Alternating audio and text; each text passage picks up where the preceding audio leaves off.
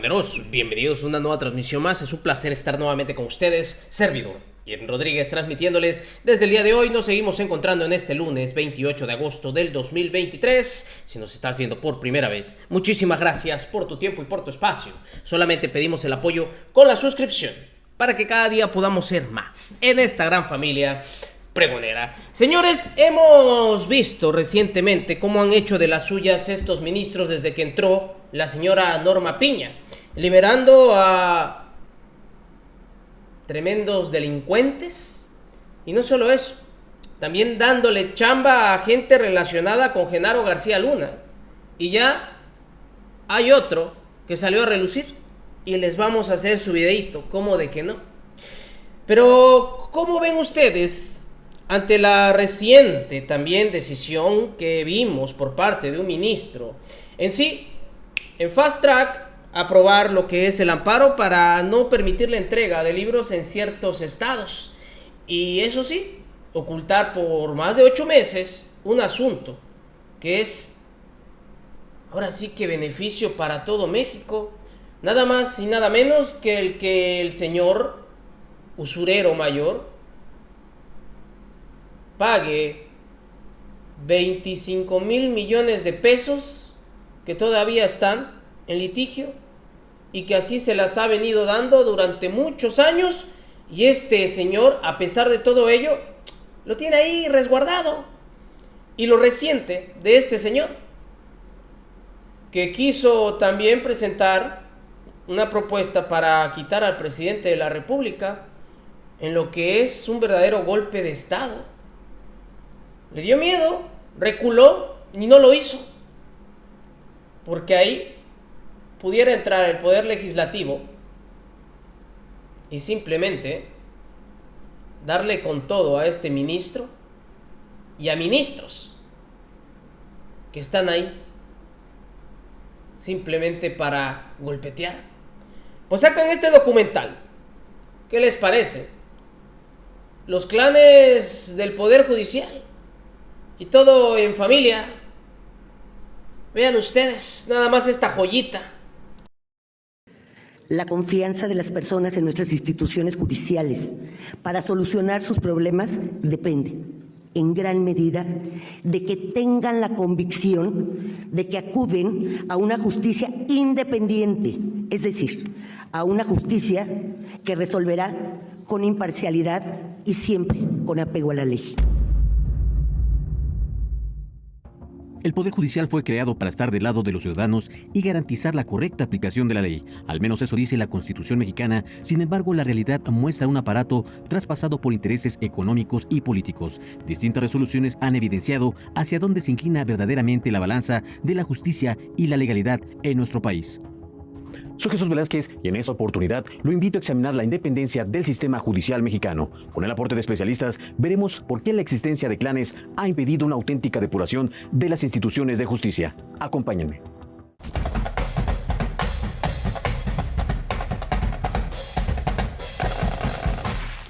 ¿Está podrido el Poder Judicial?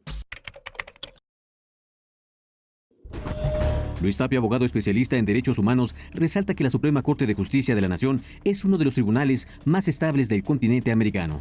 Revisemos la situación de El Salvador, de Honduras, de Venezuela, de Colombia, de Argentina, de Chile, de Uruguay, son cortes de Perú mismo, son cortes que están en situaciones muy complicadas, donde se les ha cooptado por uno u otro poder, están muy golpeadas, sin recursos. Entonces yo creo que en México hay que hacer ajustes, pero hay que saber que tenemos un poder judicial que hay que cuidar y que hay hacia dónde construir. Pero dicha estabilidad ha propiciado el surgimiento de una casta acaparadora de puestos y ascensos que ha impedido la renovación de cuadros dentro del propio organismo. Si bien es cierto, se ha intentado que ahora existan exámenes de oposición para poder ocupar ciertos cargos, pues también hemos sabido, ¿no?, de cómo se filtró este examen, cómo se vendió a ciertas personas, cómo pues existe esa corrupción incluso interna en el mismo Poder Judicial. Familias judiciales que se facilitan o hacen próspera la carrera individual de una persona como un favor, y luego recibirán en pago el equivalente servicio de otra persona o de otro grupo de magistrados o de ministros. La permanencia de clanes dentro del Poder Judicial no implica solo la representación y defensa de intereses particulares o familiares, sino también la de grupos de poder económico y político. Y que también hay muchísimas resoluciones que están apegadas de única y exclusivamente una parte jurídica técnica en la cual se beneficia a determinados grupos empresariales en contra de los intereses de la nación. Y lo peor de todo, nunca vas a terminar de probar una corrupción completa. Siempre vas a encontrar una justificación formalista o jurídica para las decisiones que van tomando. ¿Cuál es el problema de las élites? Que las élites se apoyan mutuamente. La palabreja conservador no es un mal adjetivo, es mantener las cosas como están. Y los que están beneficiados de las cosas como son, pues quieren que las cosas continúen así. Por eso son conservadores. Y la Corte es conservadora. Para que la justicia deje de ser un privilegio de personas y grupos con dinero, la crítica debe abarcar al resto de los poderes judiciales.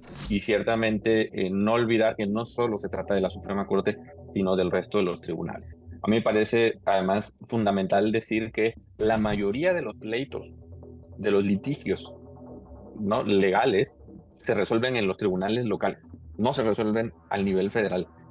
Me atrevería a decir que más del 80% de los problemas legales se resuelven en la justicia local. Si bien se cuenta con jueces, magistrados y ministros destacados, también hay integrantes del Poder Judicial que están involucrados en casos de corrupción. Si bien es cierto, se ha intentado que ahora existan exámenes de oposición para poder ocupar ciertos cargos, pues también hemos sabido, ¿no?, de cómo se filtró este examen, cómo se vendió a ciertas personas, cómo pues existe esa corrupción incluso interna dentro del mismo Poder Judicial. Hemos sabido de tantos casos de jueces y magistrados que cobran porcentajes a las personas que trabajan con ellos y que pues, en lo oscurito, ¿no?, por ahí dan un porcentaje de su sueldo. Y ese es el tipo de cosas que se tienen que acabar en cualquiera de los poderes. Incluso se ha evidenciado que a pesar de contar con un instrumento para sancionar las malas prácticas, se ha protegido a los impartidores de justicia. Tal es el caso del exministro Eduardo Medina Mora, quien fue denunciado por la Unidad de Inteligencia Financiera por triangulación de recursos. Que Medina Mora haya llegado a ser ministro de la Corte te da una idea de por qué está mal el sistema de designación de ministros que tenemos hoy en día. De Medina Mora ya sabíamos que estaba ligado a grupos de interés que son mucho peores de los que acaba de decir. Ante la presión contra el ministro, desde el inicio del sexenio de López Obrador, Medina Mora dejó el pleno del máximo tribunal 10 años antes de concluir su periodo, demostrando que el aparato jurídico solo aplica para proteger a sus integrantes. Mira, el caso de Medina Mora es un caso, creo que demuestra cómo desafortunadamente una persona que no tiene nada que ver con el Poder Judicial puede llegar a ser ministro de la Corte. Y que de alguna forma, recordemos que se le protegió en su momento al ministro cuando él estaba siendo acusado de diversos actos con apariencia de delito, ¿no? El caso de la ley minera ejemplifica cómo las empresas han intervenido y logrado amparos frente a derechos legítimos de ciudadanos. Dicha reforma busca devolver al Estado la rectoría sobre los recursos propiedad de la nación y plantea que las comunidades y pueblos indígenas sean consultados para decidir si quieren o no un proyecto minero en su territorio. Sigue el caso de la ley minera. El gobierno de manera prudente no se confrontó con el gran sector minero, pero dejó avanzar y ayudó desde el gobierno, desde la Semarnat y desde las secretarías, las demandas de pueblos originarios e indígenas. Se logró que ampararan a varios de ellos.